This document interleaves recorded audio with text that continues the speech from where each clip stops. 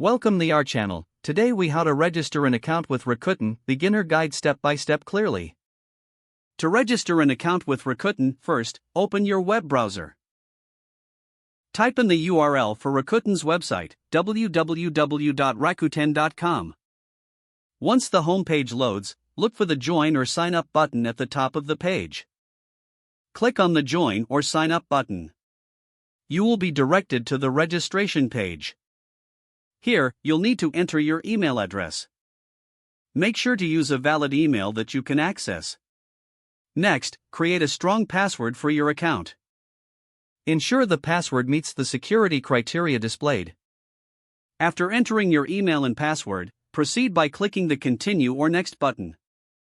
The website may prompt you to provide additional information. Fill in your first and last name as requested. You might also need to enter your phone number for verification. Once you've completed the necessary fields, click the Continue button again. Rakuten may send a verification code to the email or phone number you provided. Check your email or SMS for this verification code. Enter the code into the designated field on the website.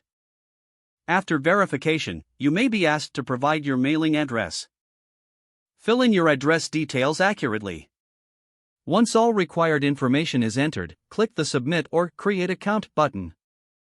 You will receive a confirmation that your account has been successfully created.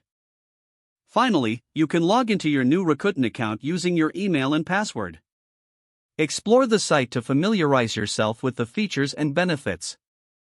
If the page does not load, refresh the browser or try again in a private or incognito window. Make sure you are using the correct email address, then retype it carefully to avoid small typos.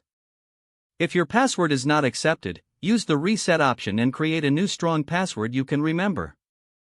Check your spam folder for verification or security emails, then complete any requested confirmation steps. Enable two-factor authentication if available to improve account security and reduce unauthorized access risk. Don't forget to like this video and subscribe to our channel for more step-by-step tech guides.